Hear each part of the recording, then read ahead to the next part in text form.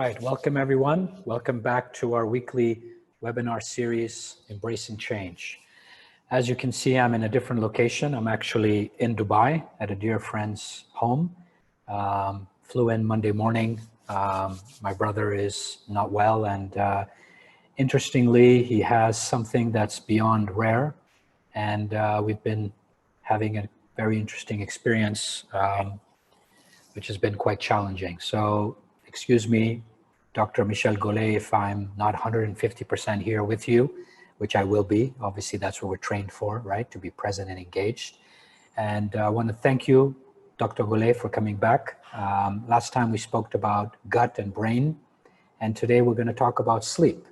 So let's start with very basic, right? The basics of why is sleep important, and what are the actual chemicals that are important to be able for us to have a quality sleep. Let's start from the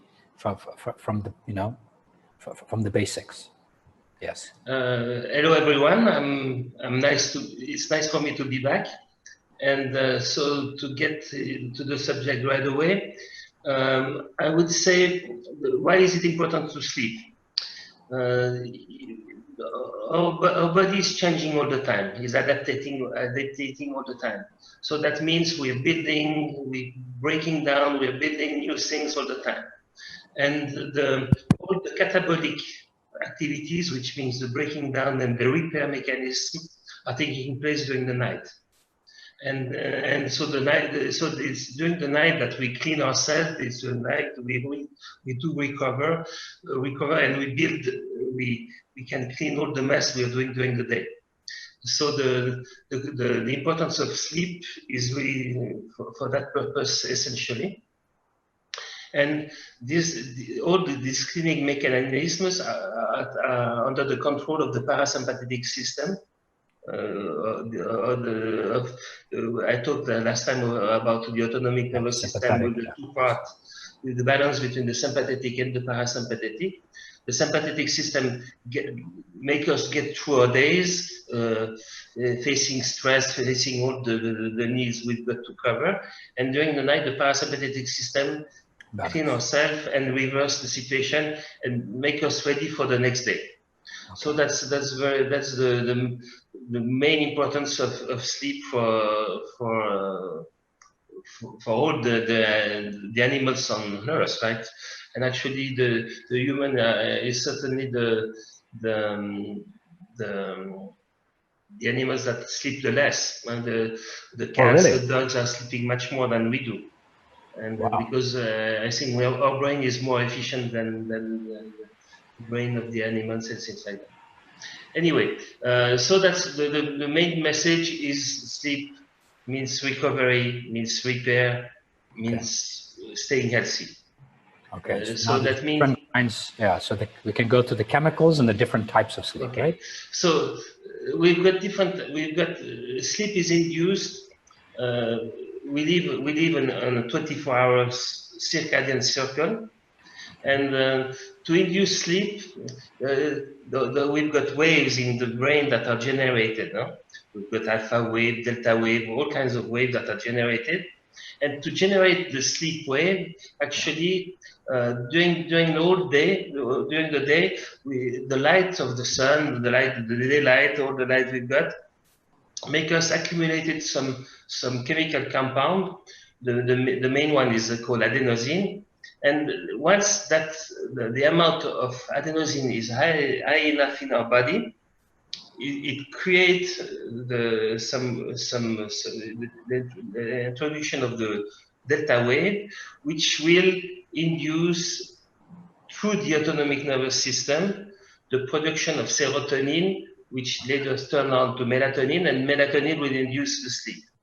So that's the way that's the way it works. Normally, you get the light from the day, and then once you've got enough adenosine, it makes you tired, and it generates the waves that triggers the sleep. That's the normal process. Okay. There is other compound that makes basically the same, but it's the adenosine is the main one for that. So that's the process to get into sleep. but there is a lot of other things going on. I don't know if we talk about that now, or I think I answer your question. Where do you want to go from there? So what are the different types of sleep, and what is quality sleep and what is quantity sleep? Like what does it look like, and how can we achieve it? So there is five stage of sleep, right? Okay. Actually, the first, there is the light sleep, the deep sleep, and the paradoxal sleep, which they all have a specific characteristic, but the four of them are under parasympathetic control. The light sleep and the deep sleep are under parasympathetic control, and the paradoxal sleep is under sympathetic sleep. We've got phases normally throughout the night. The night we've got hopefully 4 to 5 cycles of sleep, and those cycles of sleep last about 90 minutes or so. It's slightly different for everybody, as usual. It's average, and so and normally we should spend, to have a good night of sleep, we should have about 1 hour and a half of deep sleep over the whole night. The rest is light sleep and the different phase of paradoxal. But those are still important, right, or not? Are those still important or not? They are important, but the period where you really recover, where all the catabolic activities, all are really mainly during the deep sleep stage. Okay, so we're normally, normally they say you should try and achieve 5 sleep cycles. Now it's different for every person, or how does that work? It can be different. It can be different for every person, because we are able now with the system, the heart rate variability assessment, we are able to assess not only the length of sleep, but also the quality of sleep. So there is people that are able in 4 hours of sleep to have a really huge amount of deep sleep, and that they are able to recover fully from what they've done the day before. Okay, but what about long term? Isn't there a risk? When we spoke about some of the families you take care of from our side, we had that discussion about the risk for those people that are gifted by God or whatever it is, they've got that ability to recover well. The risk is that those people do too much. Because since they recover, they've got increased work abilities. They can do a lot of things better than others. They recover well, so they work better, more, and then they get if they respect themselves, lucky for them. But most of the time, those people don't do that, and then at the end they get overloaded and get the problem of sleep like everybody else.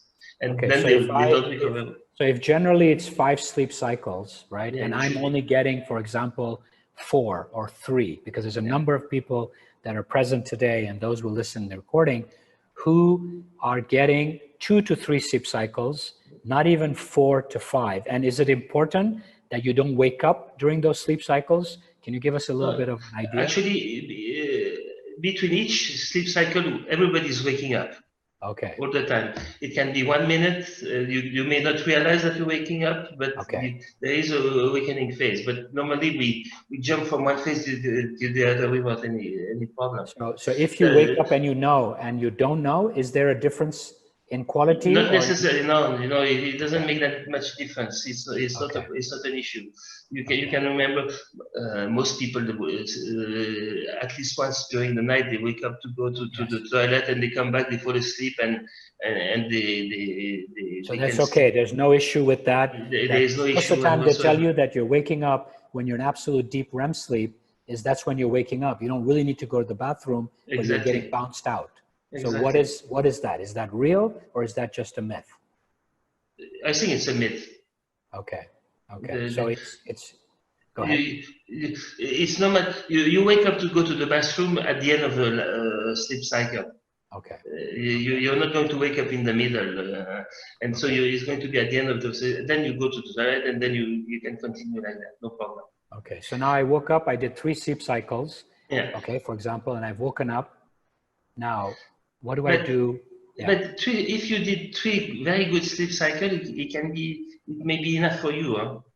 Yeah, but psychologically, I would not accept that. So let's say, what do you recommend? I see how I feel. If you feel rested in the morning with energy, that means you slept enough. It's 2:30 in the morning. I go to bed at 10. I wake up at 2:30. So, I don't even check if I'm feeling rested. I actually go back to sleep. So is that, I do that or I shouldn't do that? Okay, no, we've got, if you wake up at 2:30, it's way too soon, right? For sure, it's way too soon. And then there is ways to, so now maybe we should talk about all the different things that can go wrong, and that can affect your quality of sleep.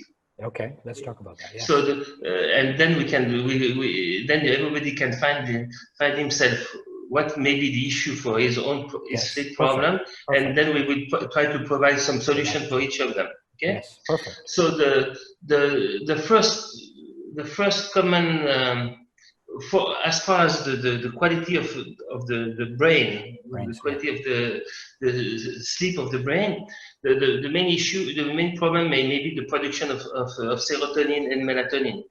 Okay. That could be one of the things. You get you got the sleep wave from the production from the adenosine, that it get to the autonomic nervous system, and you don't even have enough either tryptophan, which is the precursor of the serotonin, or enough of the cofactor to make the chemical reaction, and then you're not able to produce the serotonin or the melatonin, then you don't problem of sleep. Okay. So it can be the tryptophan problem. Tryptophan is an amino acid that you get into food. Okay. So it can be a problem of intake of tryptophan, but it can be a problem of constipation, because if you constipate, the tryptophan is oxidized in your gut and it cannot be absorbed, so it's not available in your system. It can be an issue of tryptophan because you've got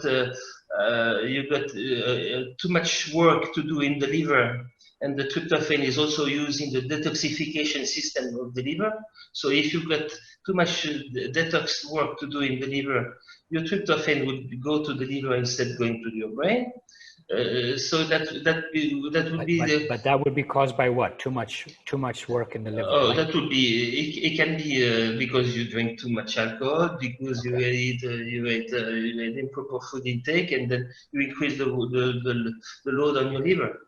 Okay. So that would be the causes of lack of tryptophan, which is the precursor of the serotonin.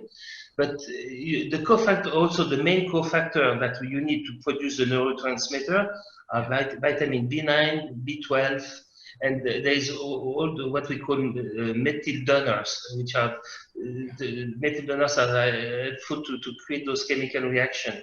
So, and B9, B12, B12 is very commonly, if you've got some kind of candida, the fungi infection of the gut, candida loves B12. So there is a lot of people that are lacking B12, and so in that case they've got problem with that. So those are issues that you can solve by asserting gut function, which leads to brain dysfunction because you cannot produce the neurotransmitter. Okay. So that would be one. Okay. The second thing that affects mainly a lot the brain is there is the surenal gland. They produce cortisol. Okay. Cortisol, and there is an inverse relationship between cortisol level and melatonin. Okay. So to go to sleep, you've got to have an increase of melatonin during around 9, 10 o'clock, and it's got to be very high between 8 in the evening till midnight, which should introduce the sleep. And the cortisol should be very high in the morning and low in the evening. But cortisol is the stress hormone, right? Okay. So if you got too much stress, your adrenal glands are produce too much cortisol, which leads to either decreased production of melatonin, because if you got as long as you got high cortisol, you cannot produce the melatonin. So if you got too much stress, too much work on your adrenal glands, you will have also the difficulty to produce the melatonin and to get it. Okay, so going into cortisol, other than stress, can you give us a little more deeper example of what can cause that increase in cortisol? Just give increase of cortisol. Huh? Yeah. What are the elements? The stress on all these. It can be emotional stress. It can be physical stress. It can be chemical stress. Yeah, mental stress. Again, if you got too much chemical going in your system, it creates stress. It will increase cortisol. So it can be all the three factors. Okay. So that's also important. So it's also one thing we can do testing. It's a good way. You do salivary test at 8 in the morning, at 3 in the afternoon, at 8 at night, and you test both cortisol and melatonin. And you can see if there is a good reverse curve. Okay. And so that then you can assess either the melatonin problem or try to figure out how to decrease the stress and decrease the cortisol production. And what about the other test that's done through urine collection over a certain number of time? Is that not as effective? It's not as all the urinary tests.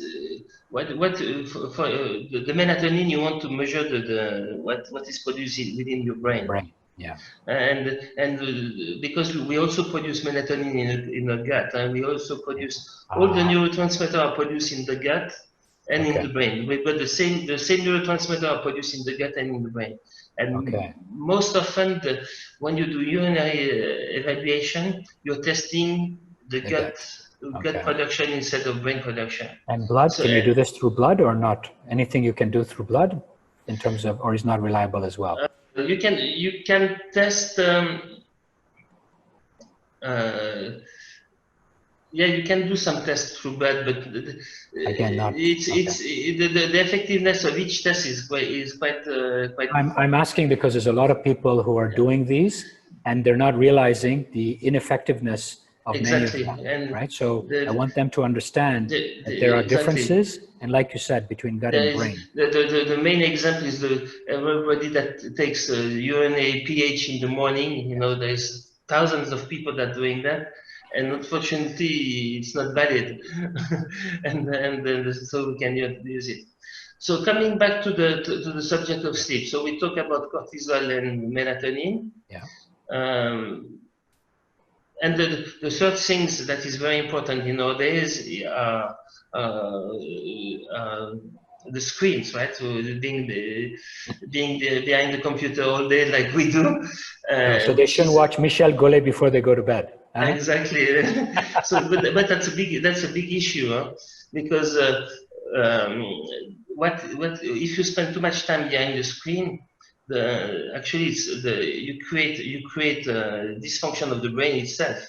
You create plasticity within your brain, and plasticity within the brain means that all your system that your adenosine that is producing and releasing the wave. When you got too much activity and change in the plasticity of your brain, this phenomenon does not happen anymore.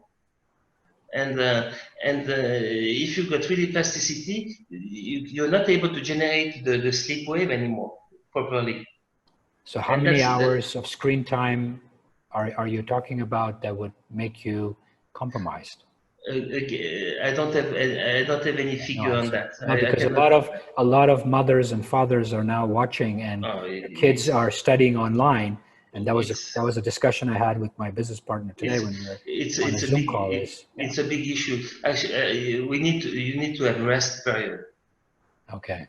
I don't think we should spend more than 2-3 hours before having a break, at least 1 or 2 hours, and then go back. And we should have at least 1 hour, 1.5 hours before going to bed without screen in front of us. Okay.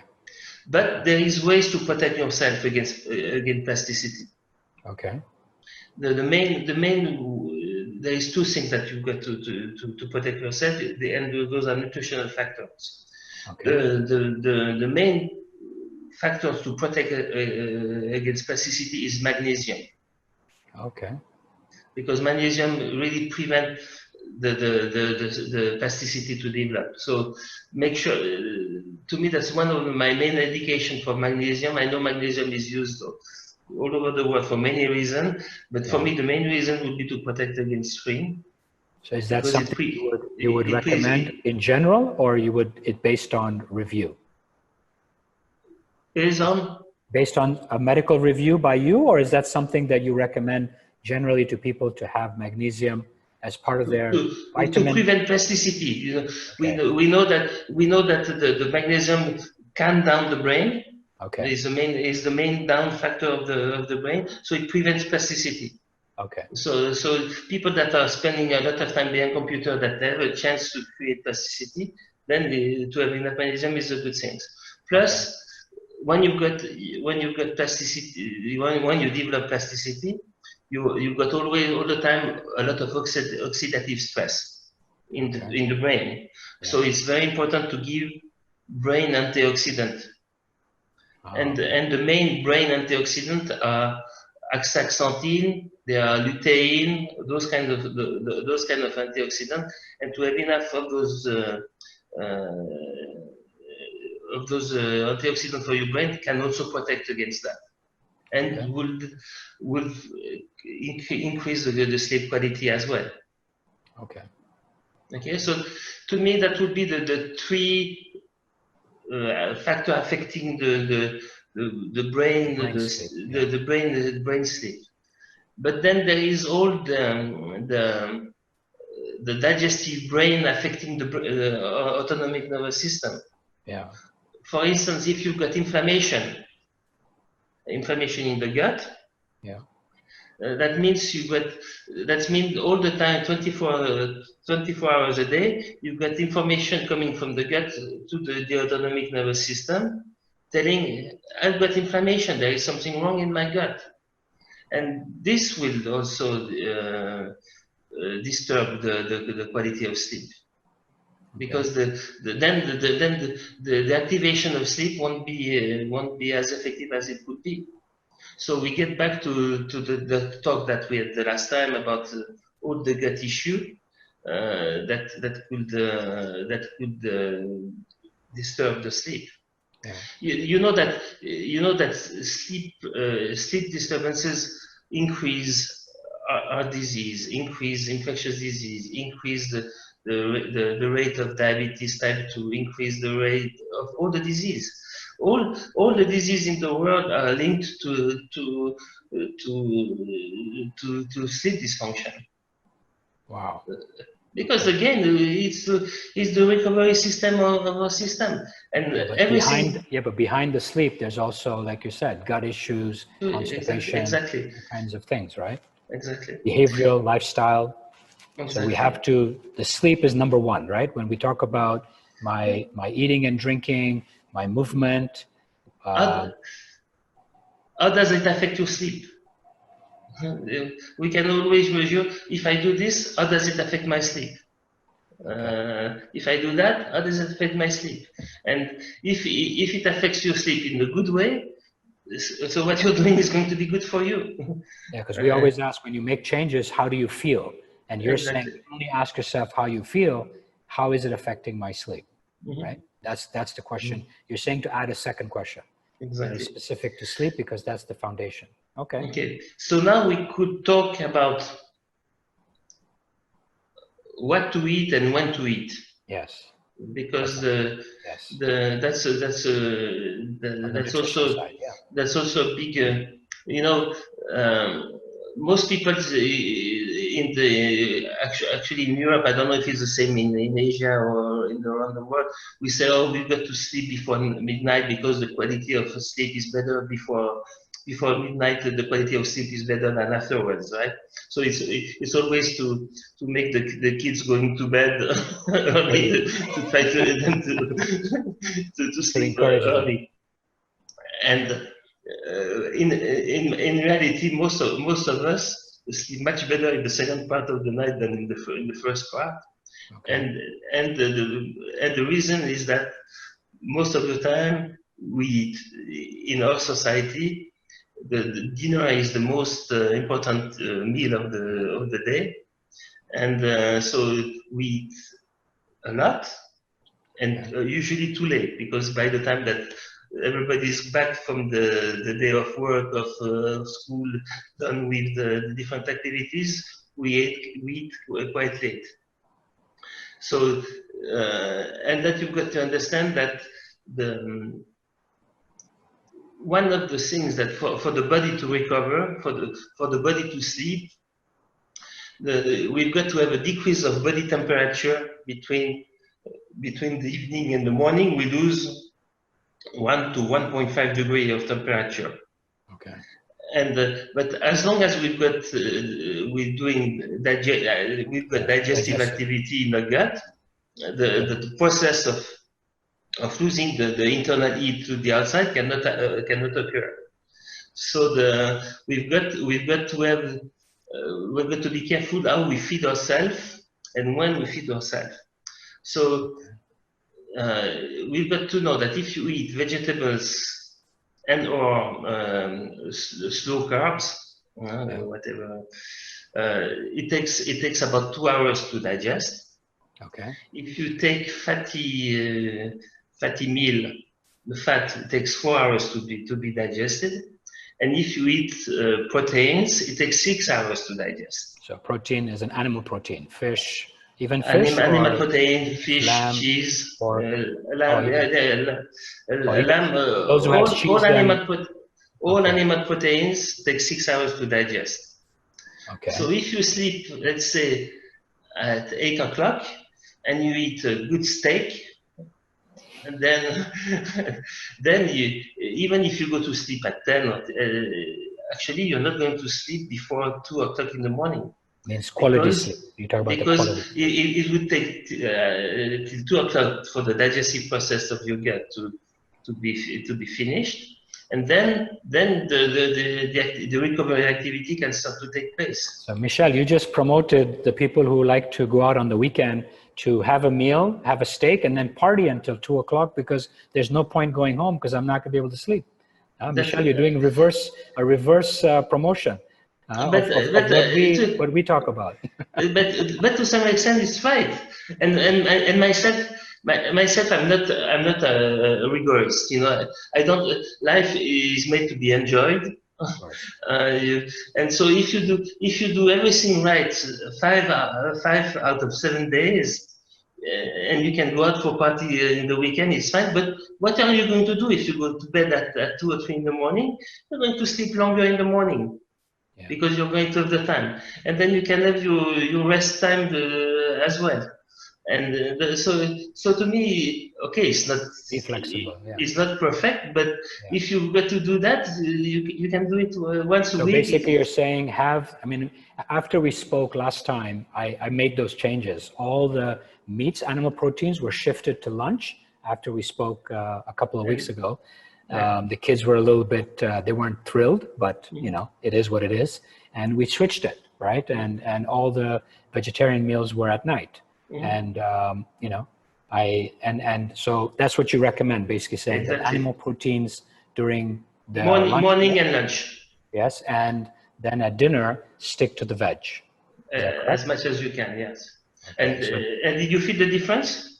Yeah, I can feel it, but I haven't asked the kids. I'll ask them what difference they felt. The kids will tell you no because they don't enjoy it.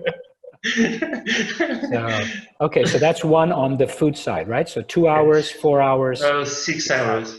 Okay. So that's the main the rhythm of of the meal. But if you eat early, if you eat at 5 o'clock, 6 o'clock, then you can eat whatever you want. I don't mind. And then you have to be Chinese, right? Or Asian, Exactly. So right? To eat that's 5, 6 o'clock is a exactly. bit But, tough yeah, exactly. for But the Europeans, especially the Spanish. that's lunch at 5. For the Spanish, it's 5 o'clock. It's lunch for them. But are But there anyway, statistics of a higher issue of insomnia in Spain? Are there any statistics in some of these Mediterranean countries? Because they always talk about the Mediterranean but diet. they also they leave at night and they take naps in the afternoon. Huh? Okay, so that's They, okay. they, So they, what is the value of a nap to the people listening? If it's there is in the Mediterranean country, they do a couple of hours nap. It's a long nap. Huh? Yeah. So I guess they've got the good amount of sleep So if hours. somebody wants to nap, what is the recommended time? Because everybody talks about these power naps and people talk about a longer nap. Like, do you have any comments on that or not really? I think all naps are good. Okay.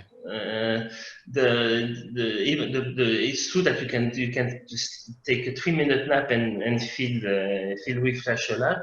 Okay. But if you're really tired, you need to have a longer nap. Yeah. Myself in the weekend, the Saturday or the Sunday, I usually take a good after my morning activities. I love to take a nap to recover for all the fatigue that I had during the week. And it brings me a lot to recover. But there is a lot of people that they say, oh, I cannot take naps. A lot of people are afraid to naps. They feel that they are wasting their time or whatever. They cannot take a nap. But to me, it's if I feel like having a nap, I take it. Okay. Because So sometimes there's no rule. It's about how they feel, whether it's short, whether it's longer. It's based on however they feel, right? There's no rule on the nap side. Okay. They feel bad when they wake up. Sometimes they don't feel well right away because they've got a hard time to get started in the game. But it doesn't mean that the nap is not good for them. Huh? It's just that they don't like to do it. Okay. And or they've got a hard time to start again to get moving. But so that's the comments on the nutrition side. Any but on the movement side or other things? Okay, exercise. One big issue. The type A person, the typical type A person that works all day at the office like crazy, finish work at 7 p.m. and he's got his best friend who's going to play a good squash game or badminton, a very heavy exercise, or doing in the fitness bike session where they kill each other. You've got to realize that when you do heavy exercise, the main thing is that you produce stress hormone, you produce cortisol, you produce a lot of stress hormone. Yeah. And those stress hormones, but they've got a half-life of 4 hours, which means that you've got an increased level of stress that will prevent the sleep induction. So there is a lot of people, those people doing the heavy exercise in the evening, they cannot sleep before 1 or 2 in the evening. You're saying half cycle is 4, means it's an 8 hour, the gap between your the half cycle, that means it takes 4 hours to remove 50% of the stress hormone produced. So it is at least, so it's very long. So if I'm going to go to bed at 10, I need to finish my exercise by 2. But you don't do heavy exercise. Okay. You don't do, in the evening, you should do heavy exercise latest 5 o'clock. Okay, so that's still okay. But then that means, what you're saying by 9, you do the heavy exercise between the morning and the afternoon, and in the evening, you can do light exercise. Okay. Which will promote parasympathetic activation. You do a yoga session in the evening. You do some stretching. You're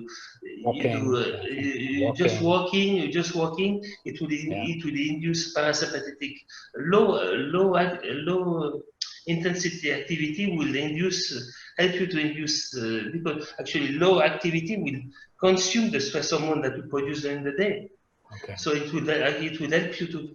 So meditation also will help, right? Meditation is a great. So exactly. now, so you're saying 4 hours before you go to bed, or that's half cycle. So I'm still not understanding. But when you're down to 50%, when you're down to 50%, okay. if you do heavy exercise at 5 o'clock, you finish Yeah. at 6. Yeah. When you go to bed at 11, you should be fine. Yeah, okay. Okay. So just the 4 hours is the number. So half cycle is enough. The heavy exercise not later than 4 or 5 o'clock in the afternoon. Okay. So finish by Otherwise, around. is going to affect your sleep a lot. Okay. So exercise. What else can we do? We talk about.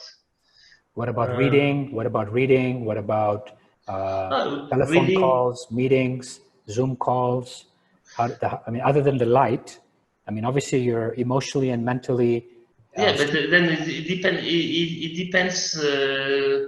What are you discussing? If it's working, yeah, working would be more stressful. Right now, we are quite relaxed, but I'm not 100% relaxed. I try not to say too many stupid things, so I pay attention to what I'm saying. So I concentrate. Then I'm going to be more tired after the session, for sure. And it's not going to be harassing. But if you talk to friends, if you enjoy music, reading, everything, then it's going to be parasympathetic activation. Okay. So all the everything that stimulates parasympathetic system is going to improve sleep. Everything that creates sympathetic activation is going to disturb it. Yeah. Okay. All right. So now you want to go to where some of the people are. Some of them are wearing sleep app machines. Some of them have insomnia. Or you want to discuss something else before we go to that extreme? Okay. So maybe we could try to give some little tips for people. Yes, please. For people that they do have insomnia. Yes. To try to give them some solution. Yes, please. And that are going to help them to shorten the time of insomnia, and so they help them to go back to sleep. So let's start with the first, the most common. The most common thing is I talked to you about the fact that we've got to bring the internal heat to the outside. Yes. So we've got to have that decrease of body temperature, internal body temperature. Yeah. And so quite often people, it doesn't start nothing happened for quite a while during for the sleep. Nothing happened for quite a while, and all of a sudden it's as if the skin blood vessel open up right away, and they wake up and they feel very hot. Ah, okay. They wake up. Usually it's at between 2 and 3 o'clock. It's typically that time zone around 3 that they wake up. Okay. And they feel very hot. Okay. It can be due to the fact that they ate too much the night before. It can be to that fact as well. Huh? So if you do properly, you eat properly in the evening, it's much less likely to happen during the night. But if it does happen, that means your system is bringing too much heat outside right away, and it does disturb your sleep. So in that case, you've got to do whatever you can to get to cool you down. Okay. And the quickest you can cool you down, the fastest you're going to be able to go back in a normal sleep cycle, and then sleep very well. Because once you've got the decrease of the decrease of body temperature is done, that's when you sleep the best. Okay. That's when the sleep is the deepest. Okay. So if you do wake up in the middle of the night and you feel very hot, don't stay in your bed and cover yourself and turning in every way and trying to fall asleep like that. Just stand up, go put water on your face, water on your wrist. Try to keep cooling you down. Cool you down as quickly as you can, and then once you cool down, you go back to bed, and you're going to fall asleep much easier. And what about the room temperature? If you're saying cooling down, what would be the room temperature? Because we talked about this the other day. Yeah, the room temperature has to be quite 18 degrees Celsius is the best. Even lower if you got a good. Duvet. It's better to sleep. I mentioned 19 to you, and you said that was fine. So 19, 19 is fine. Okay. But you've got to be able to cool yourself well. Okay. And once it's cool, then you can sleep properly. Okay. So one scenario, I wake up and I'm feeling very hot. I cool myself down. I get back in bed. I go to sleep. You can walk through the apartments of the house. To cool down. Go to the window. If it's fresh outside, you go to the window. You do some respiration in front of the window, so it could. If you think anything you can figure out to cool yourself. To cool down. Okay. And that I would say that's 30 to 40% of people waking up in the middle of the night have that issue. Okay. All right. It's, so we've already. It's a very common one. The other one that is okay. There is the other one that where you know that the blood vessel of the skin are under sympathetic system control. Okay. So if you're too much stress, if your sympathetic system is way too high, and the sympathetic system has a tendency to shut down the blood supply. So that means you've got a hard time, if you've got too much sympathetic activity, you've got a hard time to open up the vessel. And so then you've got a hard time to lose the body temperature. Yeah. So that's why I give you the example of the people where the sympathetic when the sympathetic system stops, then everything open up right away. Yeah. Then they feel very hot. But there is some people that the sympathetic system is not stopping during the night, and then they cannot lose the body temperature. Okay, so what do we do with that? So in this situation, people they've got to they rub their skin with something that to scratch their skin. Okay. To create the decrease of sympathetic activation, so they can do that all over the body in order to create the increase of flow of the skin, which will then let them. It's like a brush. You use one of those brushes. I see people using those brushes. In French, it's called gant de crin in French. I don't know how you say that in English. Gant de crin. Okay, I'll look it up. Yeah. So but gant is a glove. It's a glove. Scratch your skin to make it reddish. Okay. And then it will increase the blood flow to the tissue. So you recommend doing this in the middle of the night or before you go to bed? If it happens all the time, you can do it before going to bed. Okay. If it's once in a while, you do it when you wake up in the middle of the night. Okay. It takes 5-6 minutes, and then you get the release of the temperature, and then the system will work. Wow. Okay. And then the main things. Because people that have insomnia, their worst enemy is themselves. Because a lot of people that have insomnia all the time, when they fall asleep, they are afraid that they're going to wake up in the middle of the night. So they have this whole expectation. So they fall asleep anxious to the fact that they're going to wake up. Yeah. They're going to wake up. which if once that the anxiety process is, they're almost sure to wake up in the middle of the night because they've created it. They've created they create the anxiety level. So yes. So it's very easy to say for me that because I don't have any sleep issue, so it's very easy for me to say that. But it's very important that if you do wake up in the middle of the night, yeah, you accept it. Okay, it is what it is. And It is that's what the way it it is. is, and that's it. Don't be nervous about it. Don't be anxious about it. Don't be upset. A lot of people are upset. I gave you solution for as far as how to eat in the evening, how to exercise, what to do. We just gave you 5 or 6 different solutions, and that you can try to apply. Then you've got to find your solution.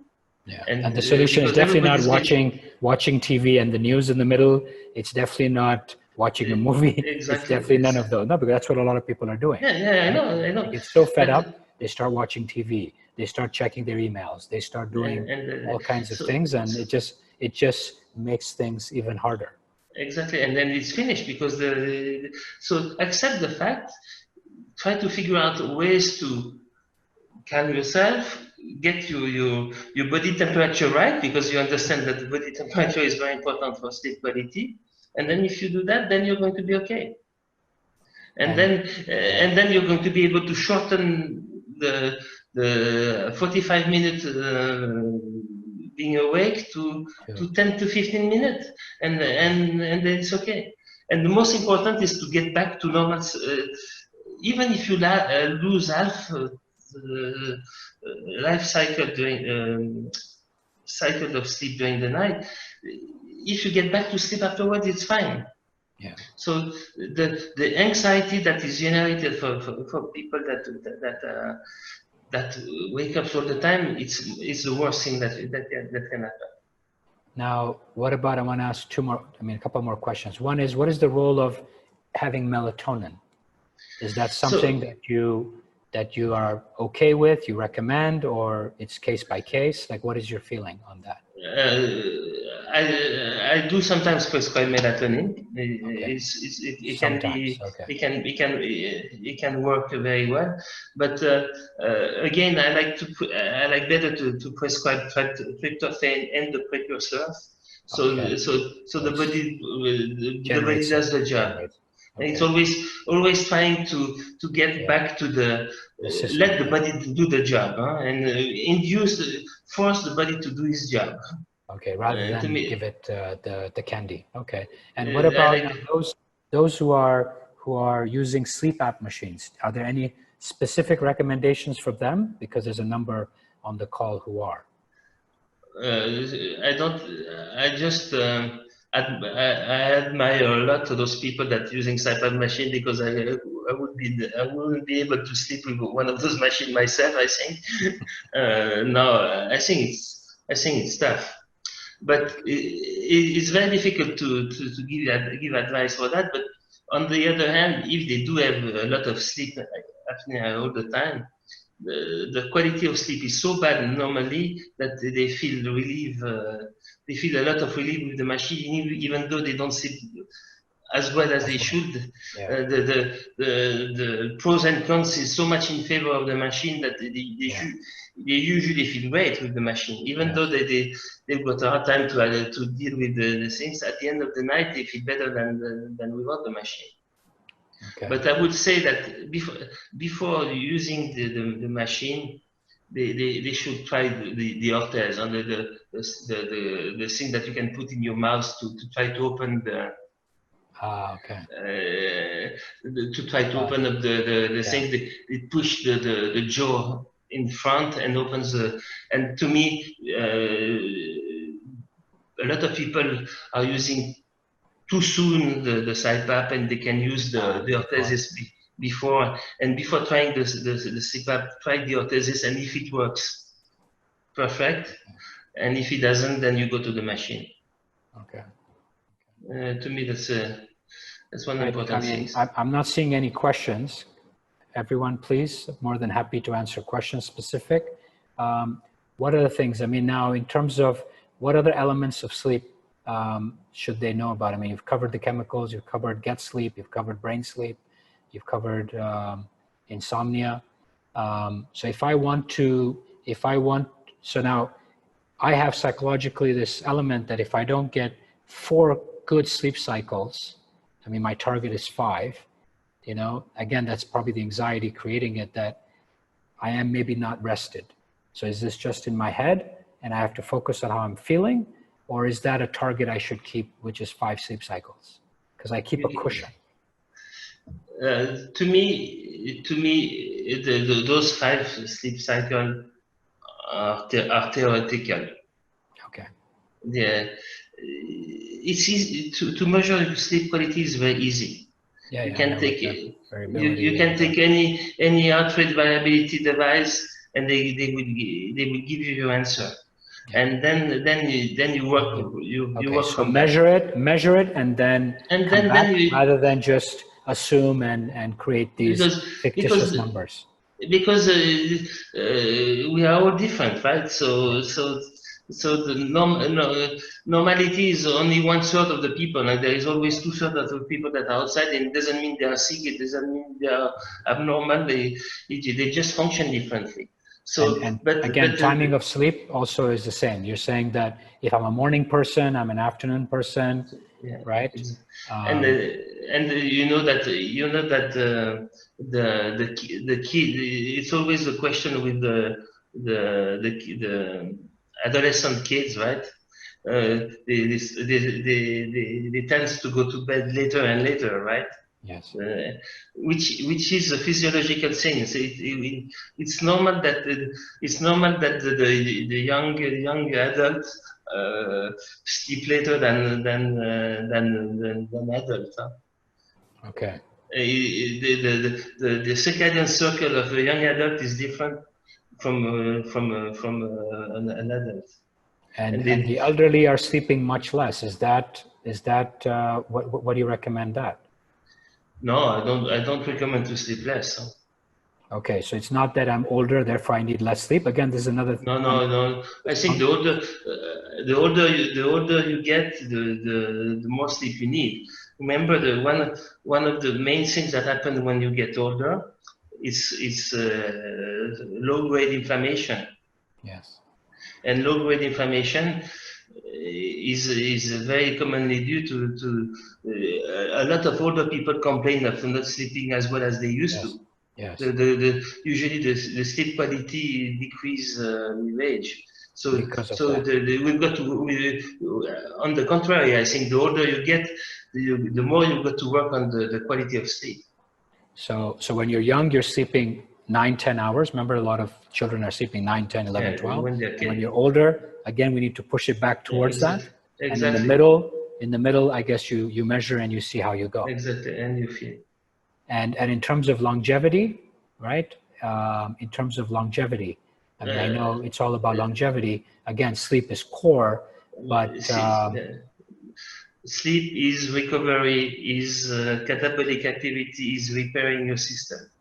Yeah. So the more you're able to repair your system, the less likely you're going to develop disease or whatever things that can go wrong.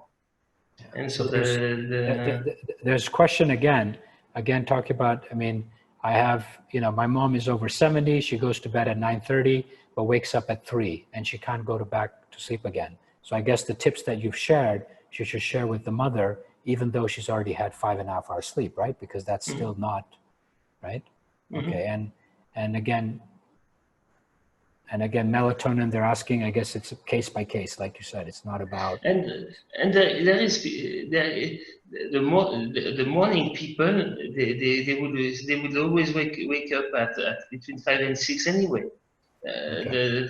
The morning person, they love to be at work, and they do their things at 5 or 6 in the morning, and that's when they enjoy the best of the day. The best part of the day for them is at 5 or 6 in the morning. Are you seeing that change as people age? Are you seeing the circadian rhythm, like you said, adolescent, it changes? Does it change again during the life? Are you seeing, or not really? No, or it stays pretty consistent? No, I think there is also. We'll see if it lasts. Older generation, they used to start working at 7 in the morning Yes. all the time. Huh? Yes. The saying that the world belongs to people that wake up early. Huh? That the saying that we If you wake up after 5, you're never going to be successful. if you want to do something with your life, you've got to wake up early and things like that. Yes. So the old generation, they were raised like that, and they were applying that. Huh? So Yes. which to me, the way I understand things, to me, I would rather be for the family. I would use the breakfast as a, if it was possible, I would start the day later. I would use the breakfast as the family main meal. So we share the time with the family in the morning. Then everybody goes. So you've got a big meal. You do the activity. Then you go through your life, and then in the evening you share something light before going to bed. And to me that would be better than what we are doing now, where we don't take breakfast in the morning because we didn't sleep well, so we sleep as late as we can. We don't take breakfast. We eat short things at lunchtime, just a sandwich because we don't have time, and we go back to work, and then we spend 2 hours in the evening eating, and then which disturb the whole circle. Yeah. So to me, that would be better to organize the family life the opposite of what we are doing right now. Yeah, I think on the weekends will be very easy, but I guess in the weekday, a lot of people with schools, timings. I mean, these are all excuses, right? Let's be honest. That would be a social. When there's a will, yeah, but that would be a social reorganization, complete social reorganization. The kids should start school at 10. That's what they do in Spain, right? They start. I guess so. So they should start at 10 and then finish at 6 in the evening. But that wouldn't be the problem. But then the whole way we are functioning should be different. Should be changed, yeah. So we've got just a couple minutes left. Are there any specific things you'd like to address and some closing remarks? I mean, we talked on a bunch of tips and things to do. Anything that comes to mind? I think we covered quite a lot. What else? I don't know.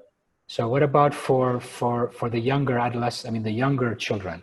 Is there any specific things on that, or they just naturally sleep well and that's just the way it is? That would be the same. Okay. But accepting the fact that they must go. We've got to accept they go to bed a bit later, and hopefully they are able to wake up a bit later as well. Okay, that's the adolescents, right? For the adolescents to give them 1 or 2 hours shift if they can. Sure. But if they got school, they've got school. Huh? It's as everybody else. So they also have to manage their own. Even if the circadian rhythm from one people to the other can change, they've got to adapt to the society. Huh? So And having a different rhythm on the weekends in terms of sleeping in or like, okay, napping, I understand.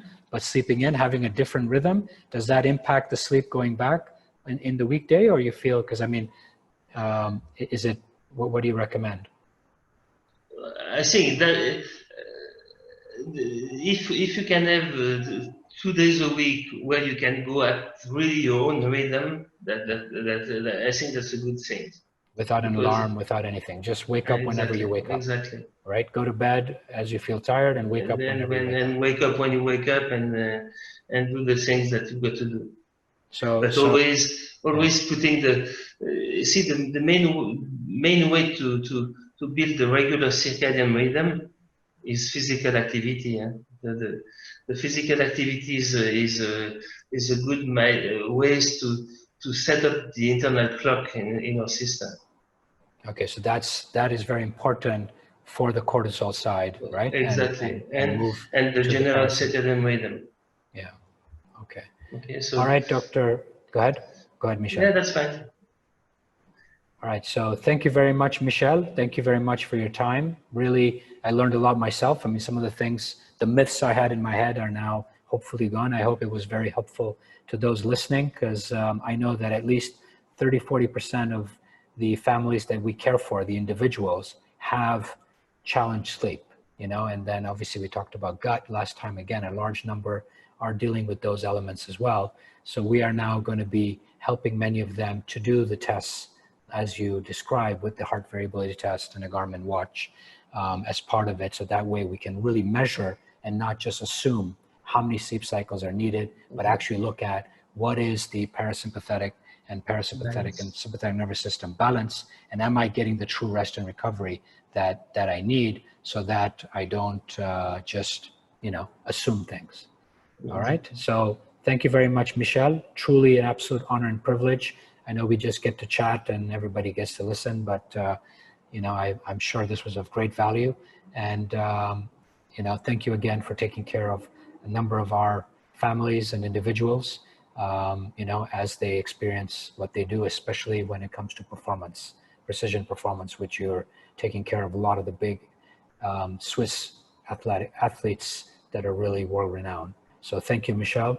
Thank you, everyone. Thank you very much. We're going to be back next week with Peter Vogel from IMD, who's going to talk about the 5 keystone touchstones of running a healthy family enterprise. And that's, again, same time. And so again, thank you very much for your time. Michel, thank you. And Take care. goodbye to Bye-bye, everyone. See you next week. Thank you. Thank you.